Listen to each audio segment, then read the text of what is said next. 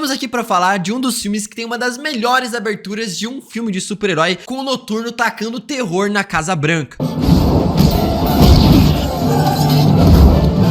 Magneto fugindo da prisão e o Stryker atacando a mansão dos X-Men.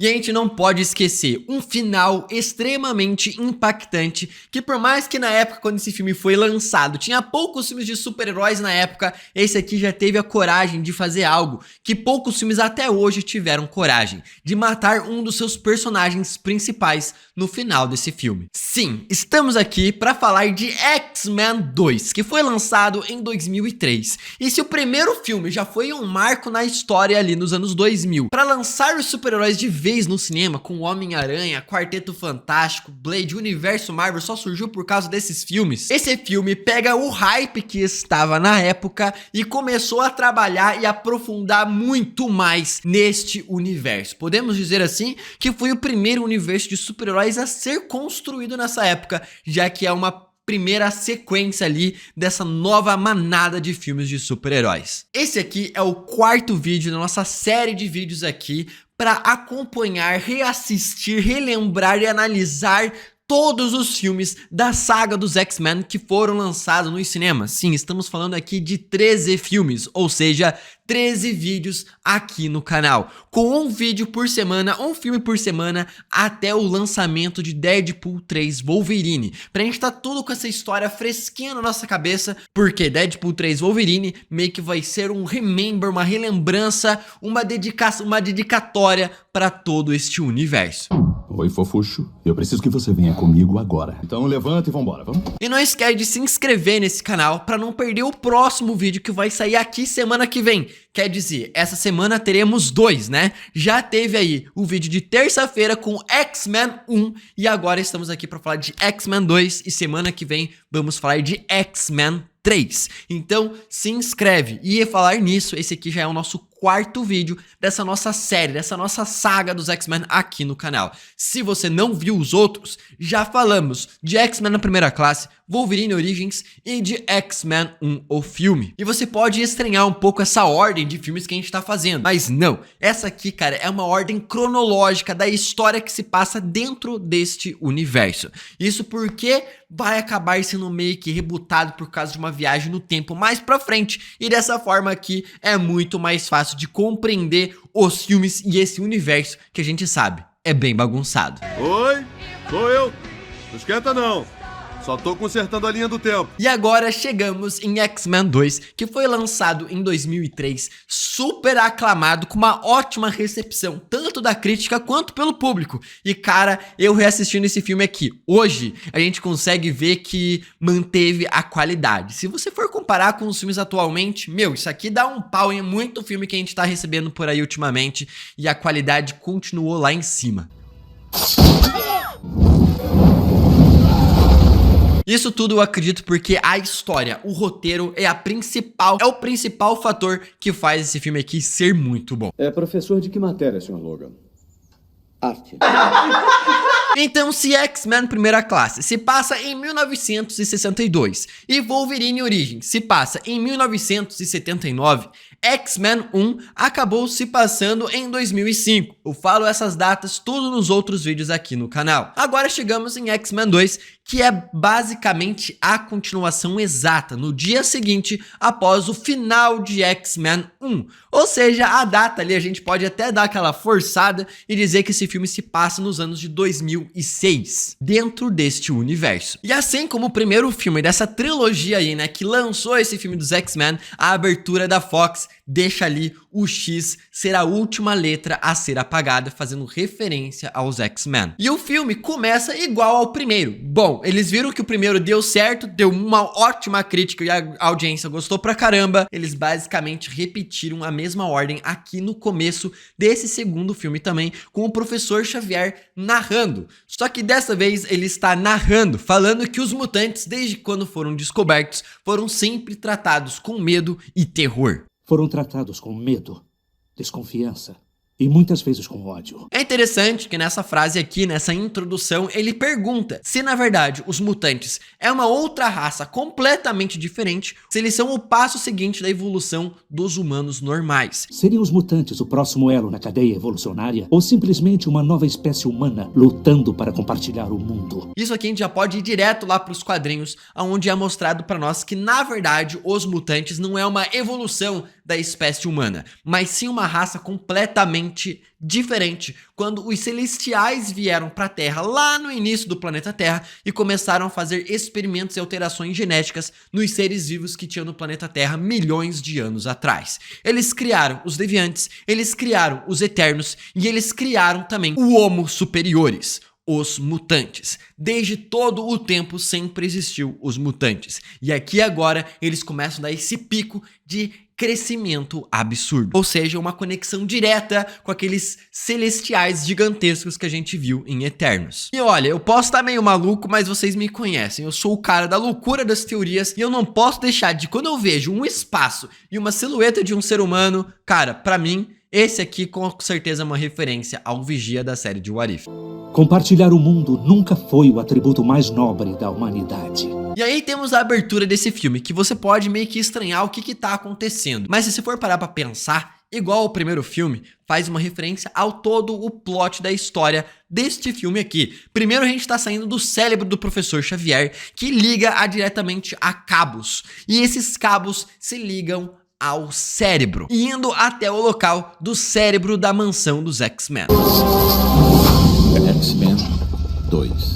E depois temos as placas se movendo de local, que é exatamente o que o Magneto faz no final do filme, completamente girando em volta do plot desse filme, do que será abordado o filme inteiro.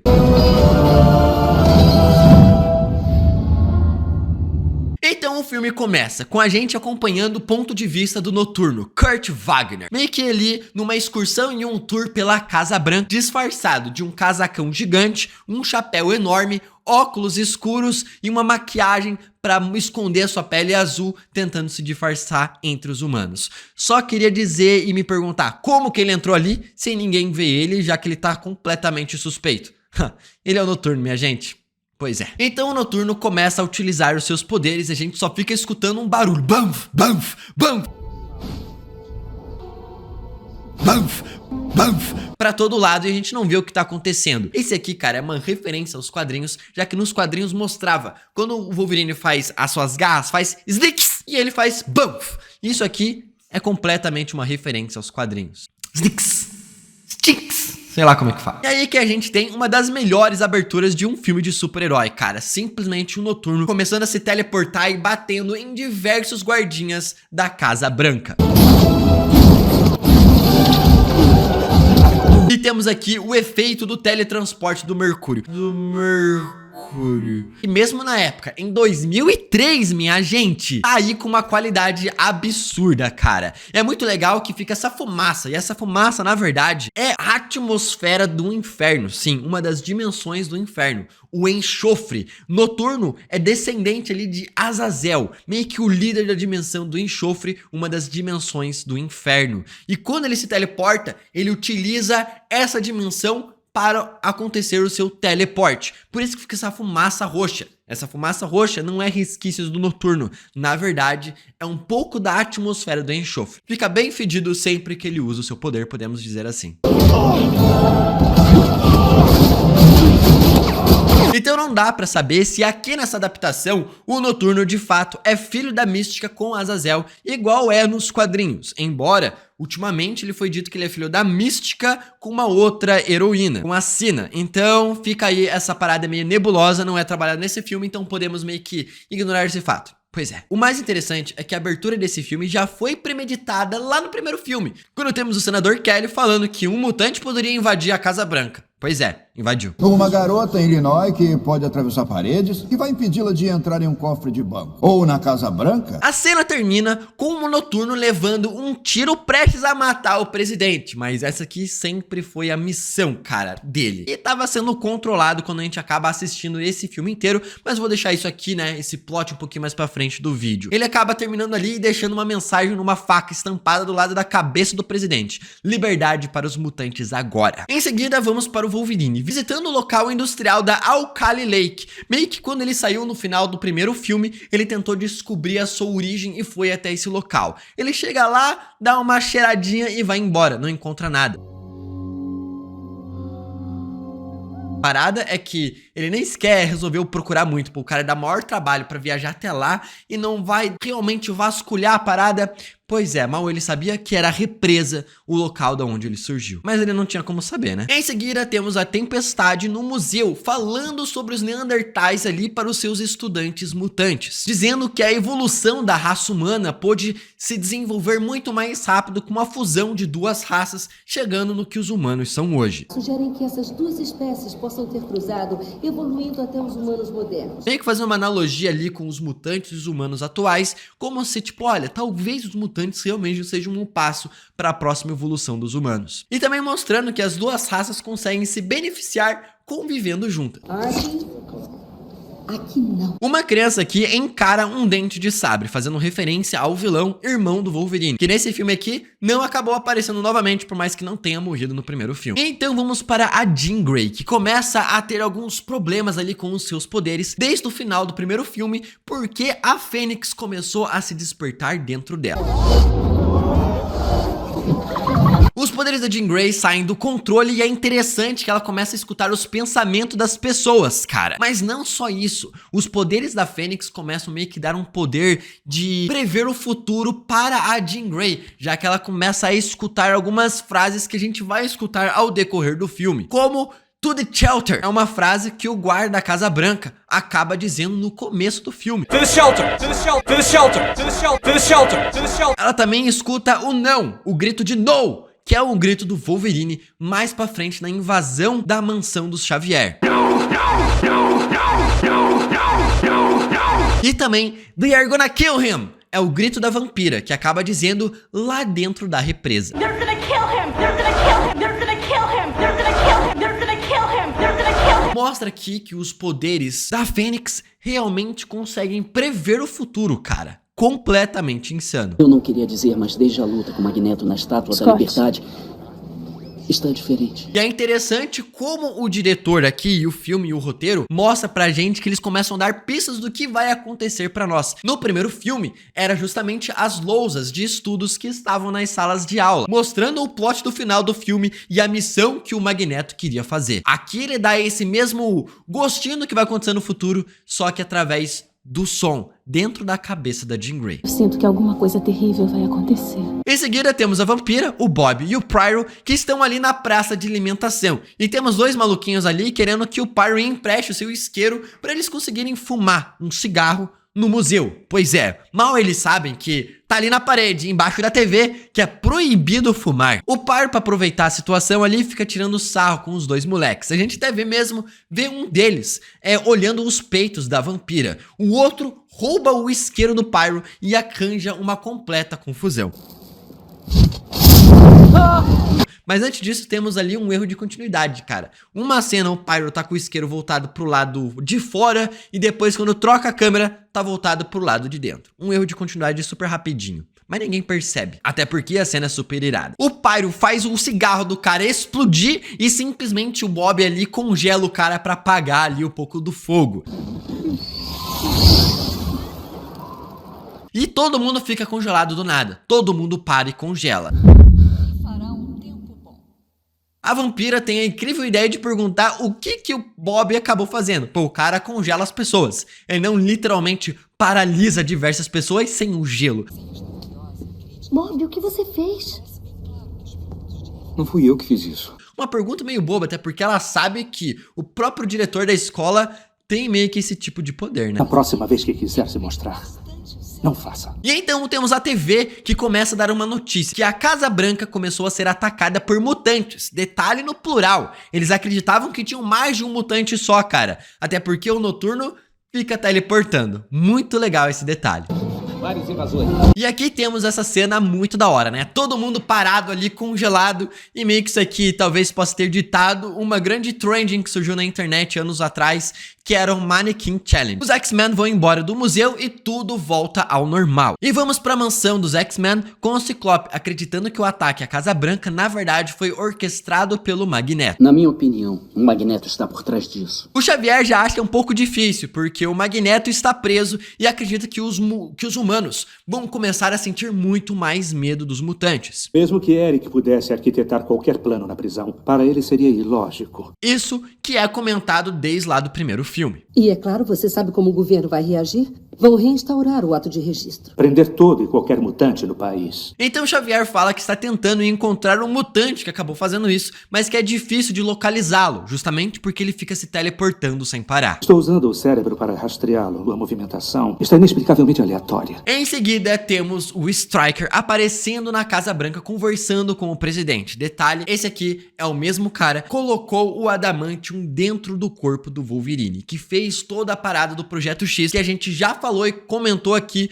no vídeo de Wolverine Origins. Em seguida, já entra o Senador Kelly, mas a gente sabe que, na verdade, o Senador Kelly morreu lá no primeiro filme, e aqui, na verdade, é a Mística se passando pelo cara esse tempo todo, desde quando ela tá se fingindo se passar pelo cara pra não ser pega como uma mutante. Parece que sua opinião sobre o problema com os mutantes mudou. Para melhor, eu espero. Fora da sala, temos a assistente do Stryker. Essa aqui é a Lady Deathstrike. Que, cara, a gente consegue ver ela no trailer de Deadpool 3, cara. Menos que sendo controlada ou trabalhando para a Cassandra Nova no vazio. Essa aqui também é uma mutante que tem os poderes de regeneração do Wolverine. A gente pode até mesmo pensar que o Stryker tinha ali a genética do Wolverine meio que encapsulada ali através de equipamentos e tudo mais, tanto que ele colocou no Deadpool horroroso lá no outro filme. Ele deve ter pego o mesmo DNA e colocado nela aqui também. Além disso, ela fica estralando os dedos, que até me lembrou um pouco eu e a Danielle revoltada com eu estralando o tempo todo. E isso aqui, cara, se deve meio que pra mostrar pra nós que ela tem ossos de adamantium. Então os estralos que ela faz são muito maiores que um estralo normal.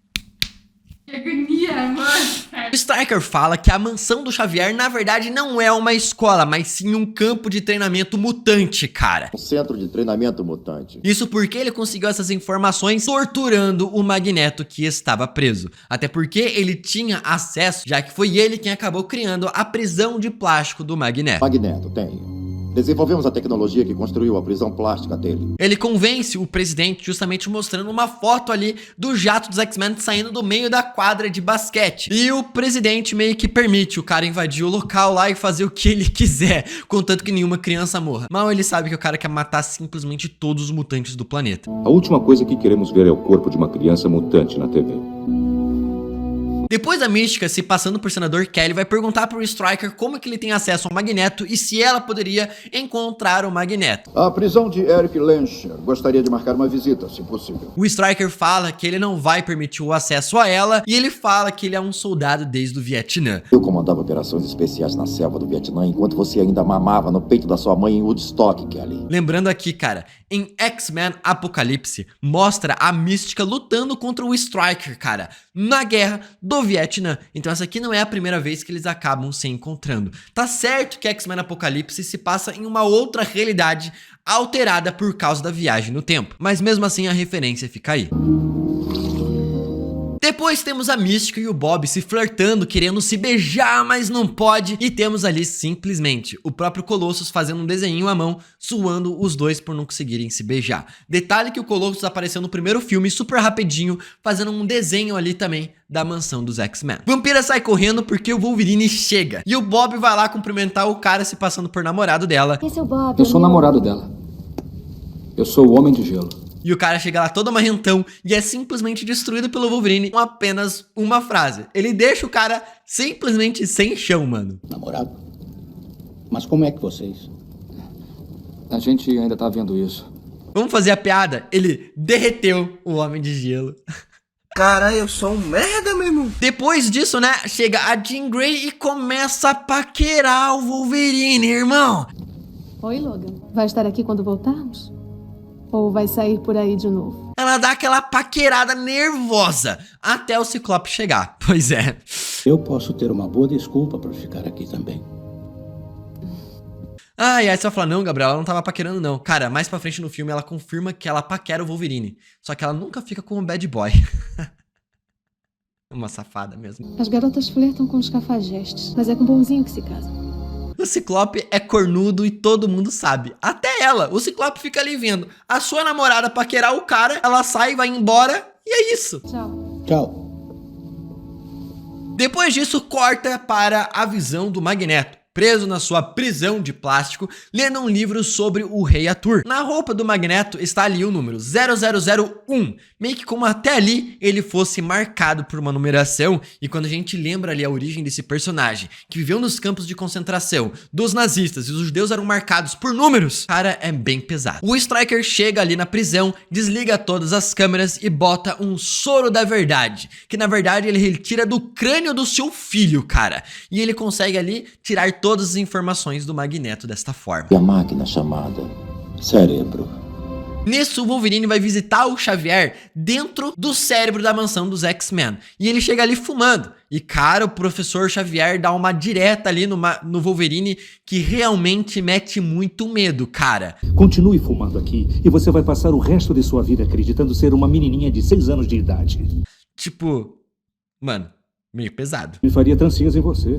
Então temos uma cena muito interessante. O Wolverine pega o cigarro, apaga na sua própria mão. Olha só, ele sente a dor. Lembrando pra nós que toda dor que ele acaba sofrendo, ele sente de fato, cara, mas a sua regeneração é muito avançada. E isso aqui no terceiro filme, que acontece lá no terceiro filme no final, fica ainda mais insano. Agora uma parada legal mesmo é quando o Xavier vai mostrar pro Wolverine as luzes brancas, que são todos os humanos, e as luzes vermelhas são todos os mutantes. Olha a quantidade de mutante que tem no planeta, cara. São milhões e milhões e milhões. E olha pra época que foi gravado, o CGI dessa cena aqui tá muito alto mesmo, qualidade da mais top possível.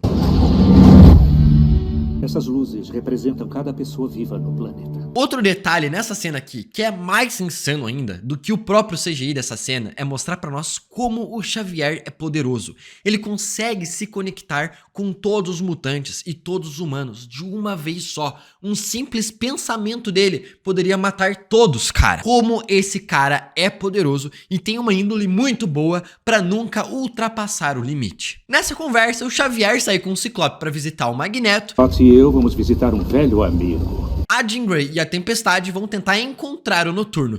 Tempestade e eu vamos até Boston. Não vamos demorar. Deixando assim o Wolverine como o babá da mansão dos X-Men. Pudesse tomar conta das crianças hoje à noite. Então vamos para a Mística, se passando pela assistente do Stryker para invadir o seu prédio ali e acessar os seus arquivos. E se prepare, porque você está prestes a ver o porquê que nesse título tem mais de 100 detalhes e referências, cara. Porque só nessa cena aqui tem tipo 50! Porque isso aqui não são todos, são só os que eu consegui achar, cara. Pois é, nem eu consegui pegar tudo nessa cena aqui. Vamos lá. A Mística acessa ali o computador, se passando pela mulher, mas eu não consigo entender por que quando ela entra na sala, ela mostra pra nós que é a Mística. Mano, não tem câmera ali não? Tipo, todo mundo tá vendo ali a mulher se transformar na Mística, mas o filme, né, o diretor, acha que a gente é burro pra não conseguir entender que é a Mística ali. E tem que fazer isso, entendeu? Tipo, se tivesse uma câmera ali, já era. Já cagou toda a invasão dela.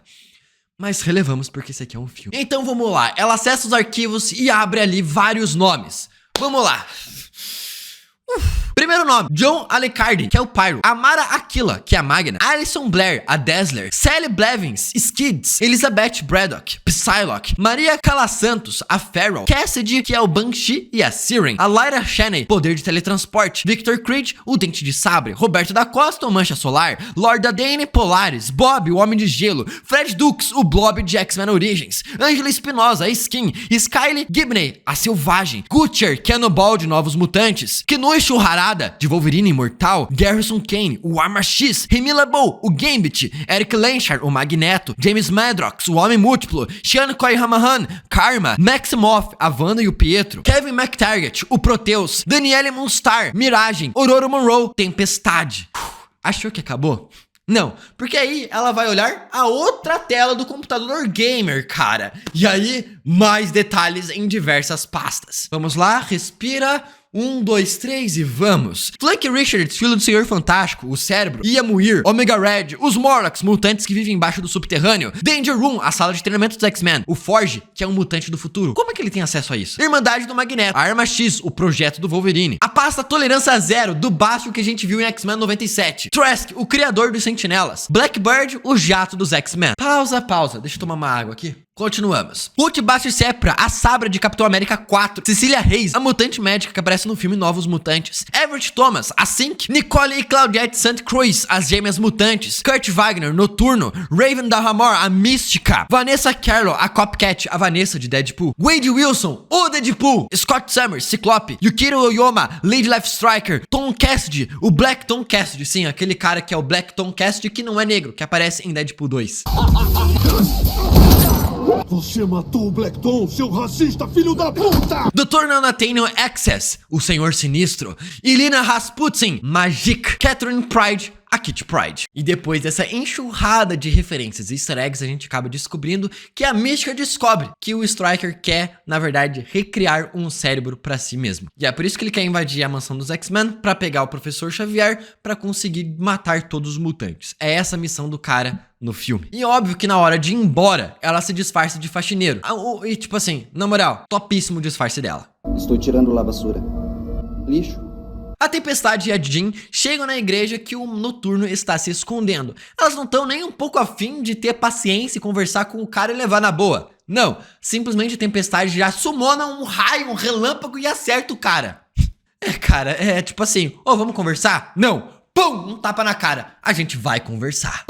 Por favor, não me matem. Não queria machucar ninguém. Detalhe que simplesmente a Tempestade cria um raio dentro da própria igreja, cara. O raio não vem do céu, igual aconteceu no primeiro filme. Pô, poderia fazer o raio sair do vitral, arrebentar o vitral, deixar essa cena muito mais da hora. Mas, pelo jeito, os poderes da Tempestade surgem até mesmo em locais fechados agora. A Jean segura o Noturno antes de cair no chão, porque afinal elas não querem machucar o cara. Então a gente vê ali na parede todos os cartazes de circo mostrando que o Noturno, na verdade, era uma atração de circo, meio que remetendo assim à origem do personagem dos quadrinhos. Aqui o Noturno fala que ele não tinha meio que controle do seu corpo quando estava invadindo a Casa Branca do presidente dos Estados Unidos, mostrando que pra nós ele foi sim controlado pelo Stryker para invadir o local. Ver tudo acontecendo, mas não conseguia me segurar. Porque a gente consegue ver o buraquinho no pescoço do cara, que a gente mais pra frente consegue descobrir que era o Stryker controlando essas pessoas. Em seguida, a gente consegue ver ali o Wolverine começando a ter pesadelos novamente. Desde o primeiro filme, depois que a Jean acessou a sua mente, ele começa a relembrar um pouco do seu passado e ter pesadelo com a origem e com o processo da Arma X. Até porque ele tinha esquecido de tudo isso porque o Stryker meteu uma bala de adamantium na sua cabeça. Aqui na sua lembrança, mostra ele fugindo do local, abrindo uma porta direto pra neve. Só que a gente vê, cara, que na verdade em Wolverine Origins, que se passa depois desse filme, ele foge abrindo uma parede com as suas garras e pulando numa cachoeira. Por que erraram nisso? Cara, os roteiristas não tiveram nem o trabalho de ver essas cenas aqui no segundo filme. Sacanagem. Erro de continuidade. Wolverine levanta no meio da madrugada e encontra uma criança vendo TV ali que também não consegue dormir, cara. Um detalhe, essa criança é dublada pelo mesmo dublador do Harry Potter. E você? Eu não durmo. Depois disso, Wolverine vai até a cozinha, pega uma bebida e pede ali pro Homem de Gelo ali meio que esfriar pra ficar geladinha pra ele tomar. Cara, como eu queria ter esse poder pra nunca tomar uma coca quente. Que é horrível, cara. Obrigado. E aí, tipo, a gente vê um detalhe, um erro. Um detalhezinho bem bobo, que ninguém liga, cara. Mas a gente pegou. Simplesmente o Wolverine tá segurando ali a bebida cheia. Quando ele entrega para o Bob, a bebida tá pela metade. E o Bob, quando devolve pro Wolverine, a bebida tá cheia de novo. Xavier visita o Magneto e eles acabam falando ali que o filho do Stryker já foi um aluno do Xavier. E ele disse que ele não conseguiu ajudá-lo. O filho dele, Jason, já foi um dos seus discípulos, não foi? Foi, há muitos anos. Não da maneira que o Stryker queria. E aqui a gente acaba descobrindo, cara, que na verdade o filho do Stryker já apareceu em Wolverine Origins. Aquela criança ali congelada. Muito provavelmente depois do que acabou passando ali com o Xavier e não conseguindo ser consertada a sua mutação pelo Xavier. Então o Stryker coloca gás dentro da sala ali e acaba desmaiando todos ali dentro. O Ciclope tava lá fora, começa a ver a parada, só que ele é derrotado pela assistente do Stryker com apenas um golpe. Parabéns, Ciclope. Você, tipo assim, é o mais inútil em todos os filmes dessa trilogia dos X-Men. Simplesmente ele foi destruído pelo roteiro, cara. É corno, é inútil na batalha e não faz nada. Só reclama. Pois é, Ciclope. Espero que seja melhor adaptado dentro do MCU. Em seguida, o Stryker começa a invasão dentro da mansão dos X-Men. O Wolverine escuta e sente o cheiro dos caras de longe. A gente vê até mesmo uma cena super irada da Kitty Pryde, fugindo pelas paredes e tentando desviar dos tiros dos caras. Obviamente que essa cena aqui foi muito da hora, mas não tão da hora como uma das melhores cenas do filme. O Wolverine, full pistola, full berserker, completamente descontrolado, passando a faca em todo mundo, cara. Passando as garras em todo mundo. Ele arrebenta um cara, perfurando o peito dele na cozinha, sai gritando e matando todo mundo. Mano, que irada essa cena, cara. Na moral. O Colossus aparece e leva todos os mutantes ali que ele conseguiu reunir, né, por um túnel pra fugir, cara, dos invasores. Obviamente que algumas crianças acabam sendo pegas. Wolverine, Vampira, Bob e o Pyro acabam fugindo dentro do carro do Ciclope. E quando o Wolverine sabe que aquele ali é o carro do Ciclope, ele faz questão de ferrar com o carro. É o carro do Ciclope.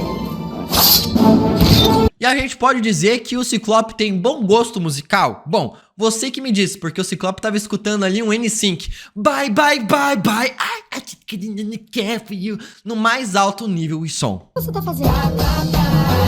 O Stryker tem acesso ao cérebro, que era o que ele sempre quis. Enquanto isso, a Mística chega no bar ali pra dar em cima do segurança da cela do Magneto. E ela chega ali na aparência da própria atriz que interpreta a Mística. Muito legal esse easter egg aqui. O mais interessante é que na TV ali do bar a gente vê o Hank McCoy, sem ser o Fera. Mais um erro cronológico, que aqui o cara não tá como Fera, mas tá como aparência humana, e sendo que lá no X-Men Primeira Classe, ele era o Fera já com aparência de mutante. E não, quando a gente vai pra X-Men Apocalipse, Dias de um Futuro Esquecido e tudo mais, aquele ali é um outro universo diferente desse que estamos vendo. Então realmente, tem um erro cronológico bem interessante aí. A Mística dá em cima do guarda que, nossa, do nada uma mulher maravilhosa vai dar em cima de você, amigão. Suspeite, mas suspeite muito.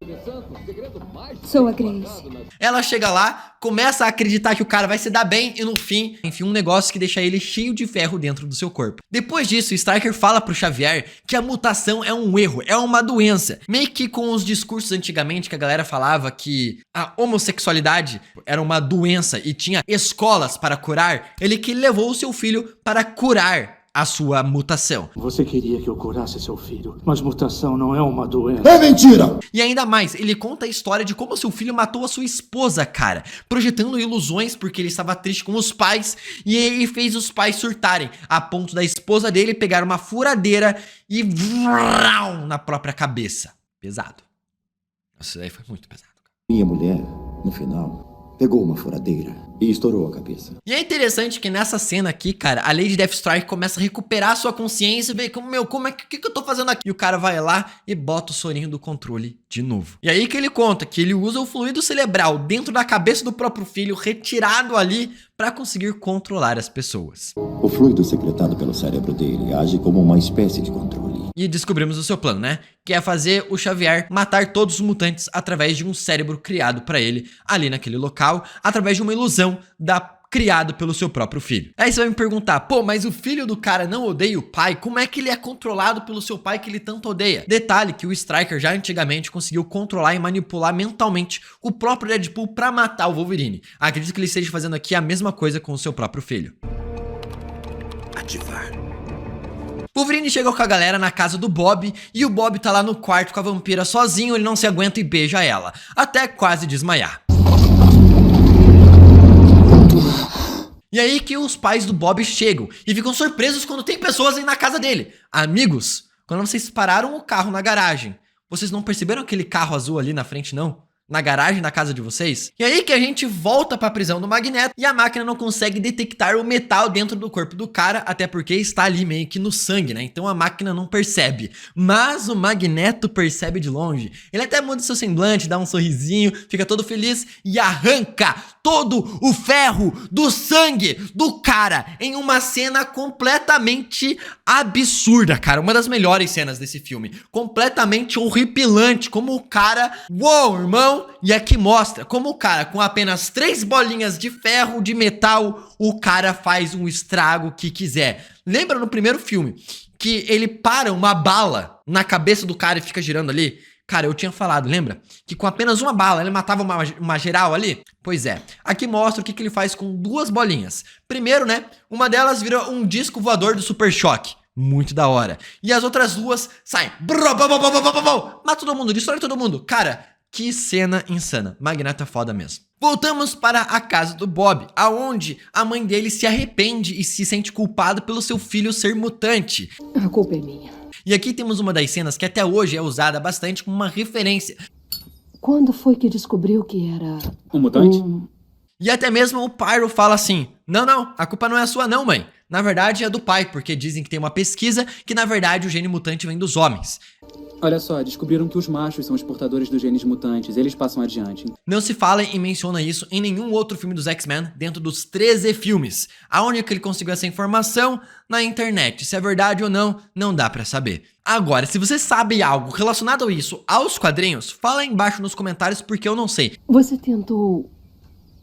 não ser um mutante? E é claro que o irmão invejoso do Bob chama a polícia e do nada aparece 10 carros da polícia, os caras não tem paciência nenhuma, já chega metendo bala na cabeça do Wolverine e simplesmente o Pyro fica puto, começa a sacar fogo pra todo lado. E a vampira simplesmente usa os seus poderes, que quase fez o Wolverine desmaiar no primeiro filme, quer dizer, quase matou o Wolverine no primeiro filme, ficando um dia desacordado praticamente. E ali o cara se regenera na hora ali rapidinho, é isso aí mesmo. Pelo jeito a mulher tá conseguindo controlar os seus poderes agora e eles fogem dali porque o Wolverine recebeu uma ligação da Jean Grey falando que eles precisam encontrar o Professor Xavier. Chega o avião ali, chega o jato ali e eles vão embora. Que coisa feia é essa? Kurt Wagner. Então o filho do Stryker começa a manipular a mente do Professor Xavier, fingindo ser uma menininha bem criancinha ali, bem nova. Detalhe, começo do filme, que o Professor Xavier falou pro Wolverine? Que ele ia transformar ele em uma menina de 6 anos? Pois é quase uma brincadeira com isso. E aí que o jato dos X-Men é abordado por outros 2 jatos, os caras mandam ele pousar pra ir pro governo que eles estão presos, eles soltam 2 mísseis, a Jean Grey consegue desviar um, a Tempestade consegue desativar um, utilizando vários tornados no meio do céu, o outro a Jean Grey não consegue desviar, acerta a nave, e aí temos a maior conveniência de todos os filmes da história da humanidade. Eles estão voando no jato super rápido. A gente olha pela janela, só vê mato. Aí o jato tá caindo, vai cair e aparece o Magneto segurando o jato ali, dando risadinha, falando, pô, essa galera tem que aprender a voar. E aí eu te pergunto só uma coisa. Como que o Magneto sabia que eles estavam sendo perseguidos? Como que o Magneto sabia exatamente que o jato ia cair neste local? Como que ele sabia que ele estaria lá pra segurar esse jato? Tipo assim, cara, é no meio do mato.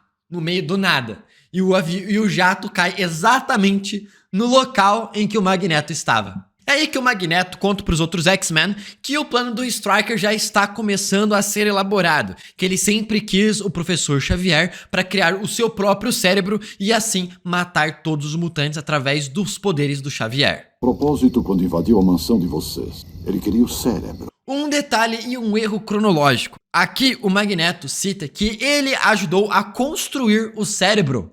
Eu ajudei a construí-lo, lembra-se? Gente, calma. Quem na verdade fez o cérebro foi o Hank McCoy, que tinha os poderes do Fera e aqui não é ninguém mesmo, é só um cientista na TV. Isso porque X-Men Primeira Classe serve sim como um filme de origem para essa trilogia também. além de um filme de continuidade dessa nova realidade a partir de X-Men Apocalipse. Então, realmente ficou mais um erro aí, mais um erro do qual Professor Xavier aparecendo andando em pé em Wolverine Origins, e sendo que ele nunca andou em pé, na verdade ele estava lá de cadeira de rodas. Depois disso, Magneto conta pro Wolverine que quem colocou o Adamantium dentro do seu corpo, na verdade, foi o Stryker. E aí o Wolverine já começa a ficar nervoso. Então, em seus ossos, leva a assinatura dele. E o Magneto diz que sabe a localização justamente porque o Noturno já esteve lá dentro. Então ele sabe como chegar até lá. E aí, né, minha gente, temos a traição da Jean Grey do Ciclope. Mais uma cena em que deixa explícito que o Ciclope é corno. E ele sabe disso. E a Jean Grey sabe disso. Porque ela chega no Wolverine e fala: as mulheres paqueram os bad boys, mas elas sempre ficam com os mocinhos. Sério. As garotas flertam com os cafajestes, mas é com o bonzinho que se casa. Sério, minha gente, ela disse isso. E o Wolverine fala: ah é? Então pega o meu beijão aqui. E ele mete o beijão nela. Você vai falar: não, ela empurrou o Wolverine. Ela aproveita e dá aquela... Exatamente. Depois ela fala: ah não, Wolverine, não me faça fazer isso, Wolverine, por favor. Não me faça chegar nesse ponto. Me deixa fazer isso. Fazer o quê? Isso. E ela vai embora. Pois é, a Mística, como a boa mística que ela vê essa cena acontecendo. O que ela vai fazer? Vai zoar com o Wolverine. Ela chega dentro da cabana do Wolverine e o Wolverine começa o vopo, vapo, vepo, lepo, e ele descobre que na verdade é a Mística, por causa da marca das garras. A Mística é tão tarada que ela fala assim: ninguém me deixou umas marcas tão profundas como as suas. E o Wolverine fala: epa. Ninguém deixou uma cicatriz tão linda como você. Ela diz: eu posso ser quem você quiser. E ela se transforma em várias mulheres ali pro Wolverine. O Wolverine fala: sai daqui. Ela se transforma no Stryker e vai embora. Quero que você saia. E aí temos uma cena muito legal da Mística conversando com o Noturno, onde ele fala: pô, se você tem o poder de se parecer com quem você quiser, por que você não se parece com uma pessoa humana o tempo inteiro? E ela diz: porque isso não é o certo a se fazer. Lembrando, lá em X-Men Primeira Classe, que a Mística já teve todo aquele arco de se aceitar como azul, de se aceitar como mutante. Ficar igual a todo mundo. Por que não se deve fazer isso? E aí que eles começam a ir em direção à base do Stryker, entram no jato dos X-Men e o Magneto, como bom e todo zoeiro, manda pra Vampira: adorei o seu novo corte de cabelo. Pois é meio que zoando com o final do primeiro filme, porque ele praticamente quase matou a Vampira e ela herdou esse penteado ali justamente por causa do Magneto. Amamos o seu novo penteado, querida. O Pyro aqui fala que o capacete do Magneto é cafona e ele disse que esse capacete protege ele dos verdadeiros vilões. Que capacete cafona? Que no caso aqui tá se referindo ao Professor Xavier. Exatamente o que me protege dos verdadeiros vilões. E vale lembrar que esse capacete é justamente o capacete do Sebastian Shaw, o cara que matou a sua mãe. E aí que o Magneto aproveita para enaltecer o adolescente raivoso, que é o Pyro, e fala que os seus poderes é como se fosse Deus perto de insetos. Falando que, tipo, o Pia falou assim: ah, eu só controlo o fogo, mesmo que se menosprezando. Eu apenas manipulo o fogo. E o Magneto dá aquela moral pro Pia pra justamente fazer ele ficar do seu lado. Você é um deus entre insetos. Não deixe que diga o contrário. Aqui o Stryker diz que mantém reféns ali as crianças mutantes pra quando ele matar todos os mutantes, ver se isso realmente aconteceu e ver as crianças morrendo. Quando construo alguma coisa, quero a certeza de que vai funcionar. Aí que o Magneto acaba enviando a Mística pra entrar infiltrada ali dentro da construção do Stryker, se passando pelo Wolverine. Só que o Stryker percebe isso logo de cara, porque ele sabia que o Wolverine estaria com raiva. E só pelo olhar da Mística pra ele, ele percebe que aquele ali não é o Wolverine. Tranque tudo. Atire. Mas a gente tem uma cena super irada da Mística lutando contra os caras e saindo no maior estilo.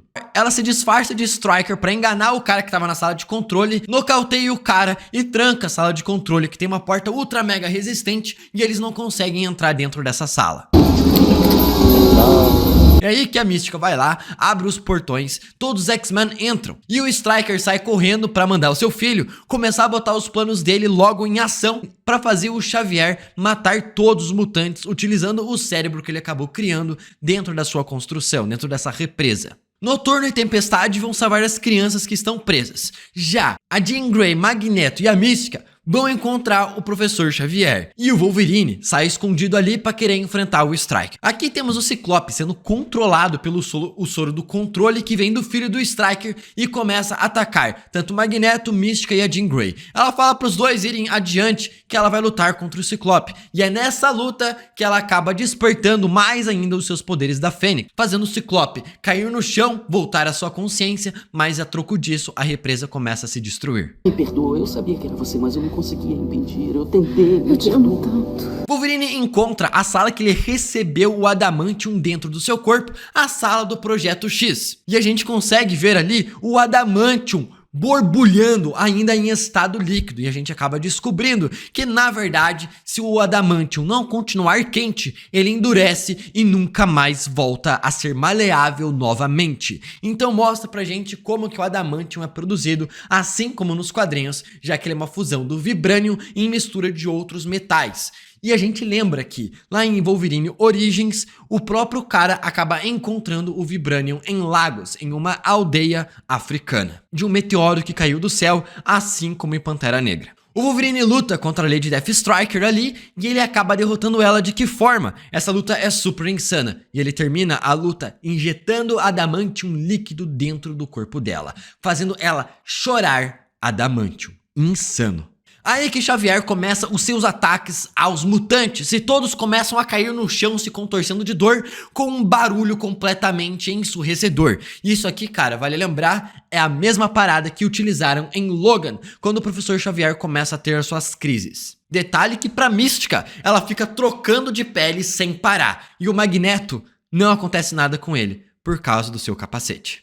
É aí que Magneto entra na sala onde o Xavier estava e ele pede pra Mística se transformar no Stryker e fazer o filho do Stryker, fazer o Professor Xavier matar todos os humanos, ao invés de todos os mutantes.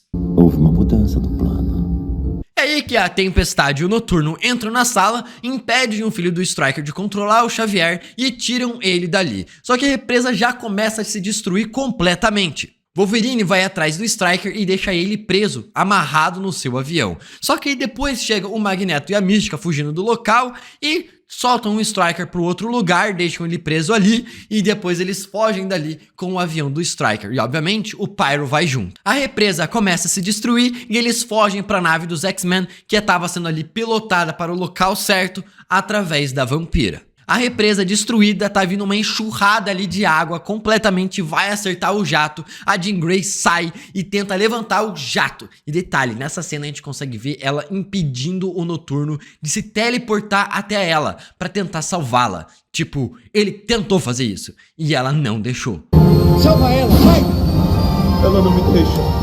E além disso, ela tá segurando toda a represa ali. Os poderes da Fênix começam a se despertar, transformando em volta dela uma energia de fogo. Só que ela consegue salvar os X-Men, se despedindo através do Professor Xavier e, BUM! Ela é simplesmente soterrada pela água, ou afogada pela água. Não faça isso. Adeus. Aí que Xavier fala que eles precisam ir para a Casa Branca falar com o presidente dos Estados Unidos. Quando a gente corta para lá, o presidente vai dar um discurso falando que os mutantes têm que ser caçados e talvez começar a botar em ação o projeto Tolerância Zero. Tente ameaça a nossa população e assumir o papel único nos eventos humanos que se seguem. Só que aí, cara, o Professor Xavier para tudo o que estava acontecendo e simplesmente Noturno teletransporta todos para dentro da sala em uma cena super irada através de trovões da Tempestade. Um detalhe nessa cena, o Professor Xavier entrega um documento, uma pasta com uma capa em azul. Depois o presidente está lendo essa mesma folhas que ele recebeu e as folhas não estão com a capa azul. Depois volta para a capa azul. Pois é, um erro de continuidade. Aonde foi parar essa capa no meio da parada, ninguém sabe. E aí que o Professor Xavier diz pro presidente, cara, a gente tem que aprender a conviver junto, essa guerra aí pode dar muito problema, já começou guerra em outros lugares e deu muita bosta, tome cuidado com o que você vai acabar fazendo agora. E entrega documentos do Stryker, provando que ele manipulou tudo. O momento para repetir os erros do passado ou para trabalharmos juntos para um futuro melhor. E o Professor Xavier fala,